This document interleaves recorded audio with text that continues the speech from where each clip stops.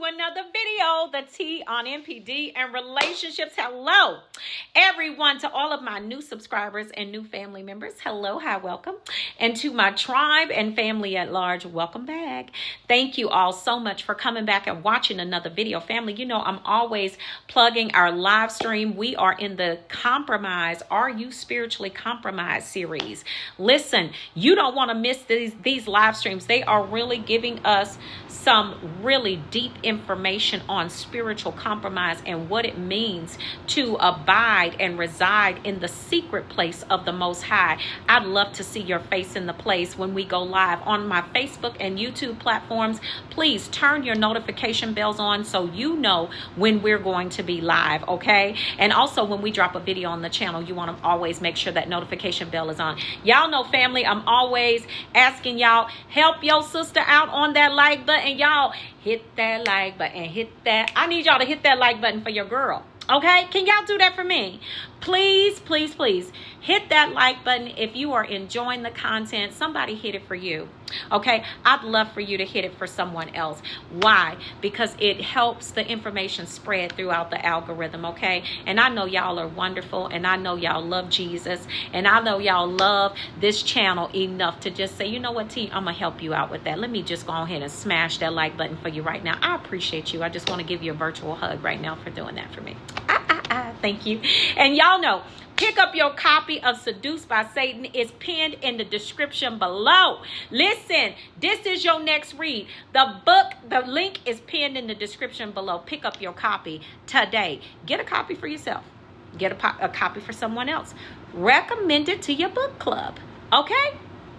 If y'all want to see how these clowns get down when they got too much supply and they got too much time on their hands, y'all, showstopper, jaw dropper, pearl clencher, page turner. Yes, it's all of that. Okay.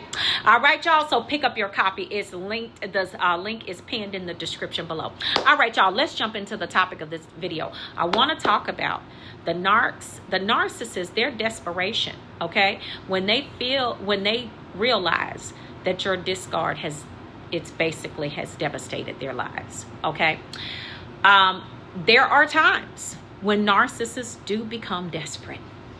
Contrary to popular belief, because you know most people believe that narcissists always have more supply on board, which is, I want to say primarily, or yeah, they do. Even if the secondary supply is family members, they still have somewhere to go. But we're talking about in instances where the discard has actually left them in a state of desperation. Okay. Now, this is usually either they've been discarded out of a marriage. Okay. Or the supply has done, or yourself, you may have basically introduced them to the final discard. Your train stops here. Okay. And it has basically caused them to become desperate. Now, a narcissist typically is not going to move in that place of desperation unless there is no viable secondary or what we call tertiary supply that can even begin to hold space that you did in their lives. Okay, that's very important for you to understand. They're not gonna, just because you discarded or they discarded, that doesn't mean that a narcissist is gonna become desperate. Okay, desperation comes when the supply does not meet the demand. Okay, and when I say the demand, either you have a narcissist that a lot of times you were caring for their every need. A lot of times these narcissists could have been addicts, and I don't mean just not just rugs, okay, but they have corn addictions and things like that. Yeah. All of those, you know, and y'all know what I'm saying because we have to be careful on YouTube. but they have different things in their lives that you were basically parenting over them in the relationship. Okay. Maybe narcissists are known for being bad with money, making bad money decisions, things like that. Okay. So basically, in this type of situation, they have lost a person that was literally the centerpiece. And I'm talking about not just the main supply, but you were the main supply that provided pretty much everything to the narcissist. The narcissist may have worked, but you were the one that kept the bills. You kept the household together. You took care of the narcissist. You made sure they had food. You made sure they had gas and all of those different things. Every main supply doesn't do that, but there are some main supplies out there or grade A supplies that actually do that. They actually hold, because narcissists kind of make you this way. They parentify the supply. And that's a good word. So if you were the supply that they parentified, yeah, this would apply to you. Okay, this would apply to you.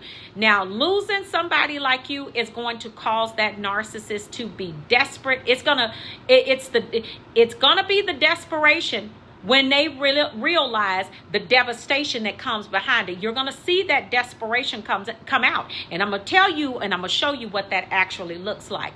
Okay, so if you are that supply, okay, that the narcissist depended on for everything, and you were the supply that they parentified, okay, yeah. This is when you're going to actually see them doing some real crazy stuff, okay? And I'm talking about, this is some outlandish things. When you decide that you want to get up out of there, and most of the time, the devastation is going to come because you probably did that final discard, okay? Now, in a situation like this, if you were married to them, they are going to try to weaponize the court system against you to make you back up off of it, okay?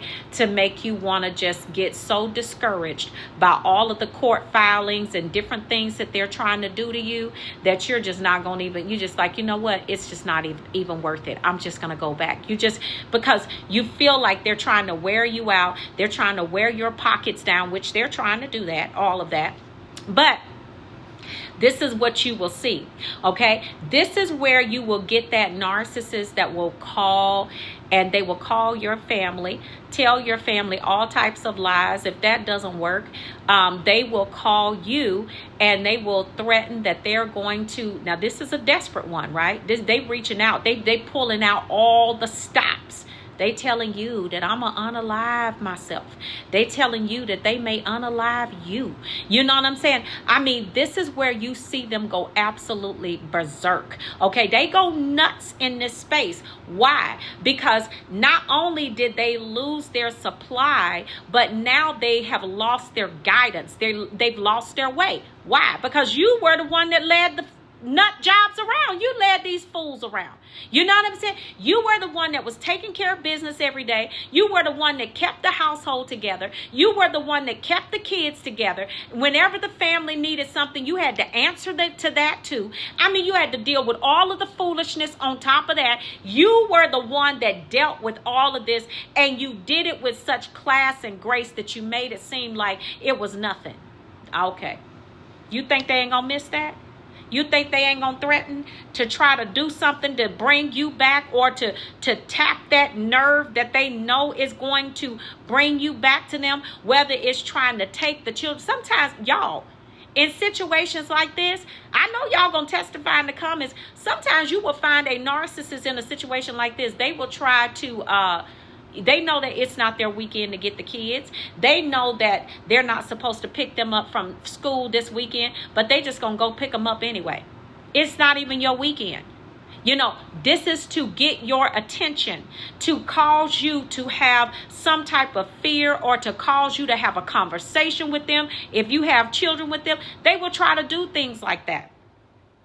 They will try to call your job. If you won't talk to them, if you won't, you tell them, no, I'm done with you, I'm never coming back. They get so desperate, they'll tell you, I'm going to call your job and tell your job X, Y, and Z about you. I'm going to make you lose your job. I'm going to make you do this. I'm going to make you do that. And all of this is because they are desperate and their lives are crumbling.